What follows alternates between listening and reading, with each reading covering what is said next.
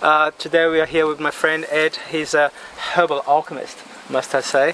And Ed's been doing some fantastic work with herbs. I actually had the chance to try some of his stuff. I can tell you it's very potent. What do you do? How do you do this beautiful work, and you know how that started?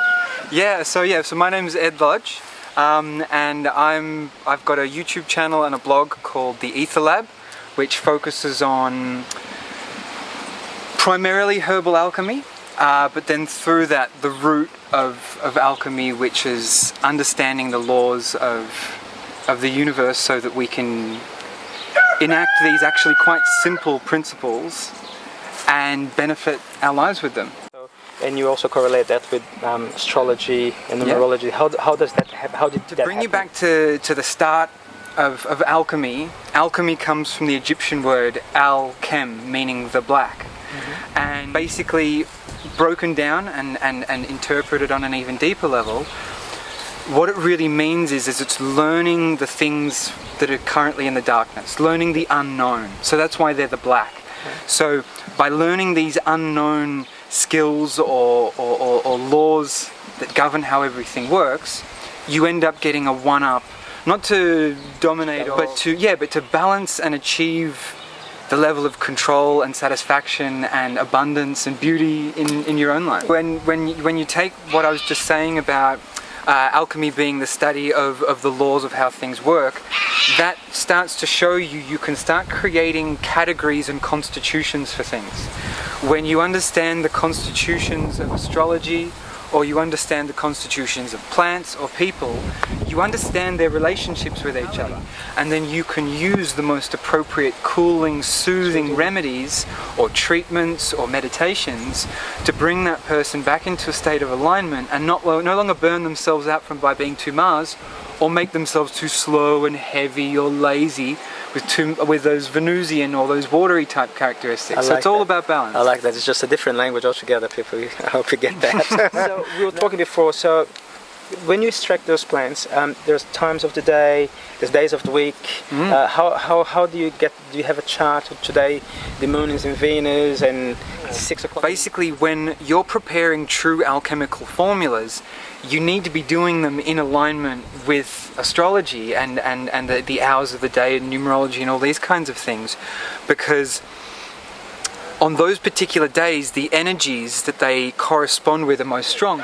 So you want to prepare those herbs on those days so the spirit and the energy and the personality of those herbs and those planetary bodies can be focused into a point. But because you're putting yourself through that process, you're getting yourself to be aware of the magic. You're getting yourself to be aware of the intuitive side, of the other side of the coin. You can pick up some rosemary and take it medicinally because it's good for the heart or it's good for circulation. Or you could also recognize that there is a spirit and an essence and a personality inside that rosemary, and she wants to speak to you. She wants to communicate to you, and even if you let her, she'll show you the areas she knows better than you do about you and how you live in your life. So a plant like mullein is ruled by Saturn, so Saturn you can imagine as being like death, holding the big scythe. When you want to cut things out of your life, you want to take those Saturn plants. And so what are the scientific studies and proofs that we have of the synergy of the plants and in terms of potions? Basically what you've seen is they've taken alchemy and they've gone, okay, what I'm doing is I'm distilling a concentrated version of this medicine. What chemistry does that's different is it isolates different compounds. So when you get a curcumin extract, if you get a strong enough one, it's technically a drug, but it's an extract of turmeric. So the validation of the plants themselves is in the fact that so many of the medicines that we use, even in mainstream pharmacology, are all taken and extracted from plants that are the same that we use. And, I do flower essences, so I have a little bit of idea how you do it. So I do general stuff that I think that's going to be helpful for everybody, and I do specific. Do you do is that the same with the herbs? We do general, specific. How do you manage that? I mean, look, there are so many different ways to start working with them.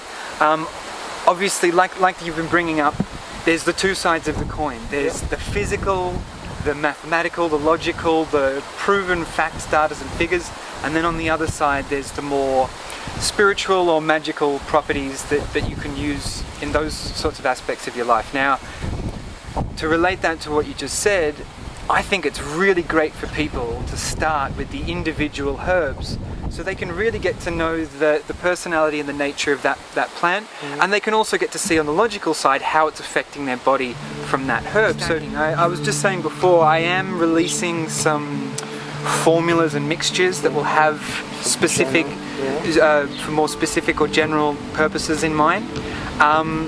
But ultimately that's more for people, or in my preference, what I think would be best, that would be for people who have already experienced a lot of those herbs by themselves, and then they can start to play with the alchemy of mixing them all together. So the best benefit for the person taking the herb will be to create a relationship with each one separately, and then see which ones are better for them, and then maybe have a mix. Yeah, well, like you said, that's a perfect analogy, because if you rush straight into a relationship and went straight to some really familiar levels, you'd either freak them out, or it would just be crazy or anything like that. You're so sensitive with your stuff. Like, I tremble, I shake in. I remember the first batch I bought from you, Acolio, I was going like, wow, it's really working. I don't think you had posted yet, but I was going like crazy.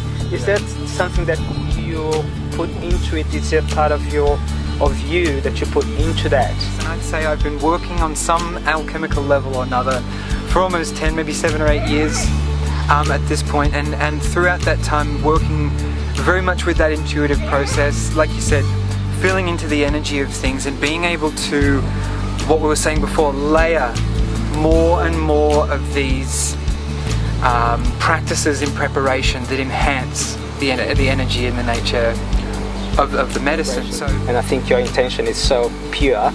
That's really, I think that's what infuses in that as well. That's what I'm trying to get to. Your intention really catalyzes the vibration of those potent things that you're creating. So, like cooking with love. Yeah, pretty much. Absolutely, and I totally agree. I think when you're working with this sort of stuff, another thing that really absolutely enhances that process is stepping into your ceremonial state. Yeah. You walk into the lab, you walk into work with the herbs. Put the alchemist hat on, that's it, and that's why I'm doing this, so bring that energy in. Yeah. Fantastic. Absolutely. So should we go and have a look at your little lab? Let's go and have a look. Fantastic.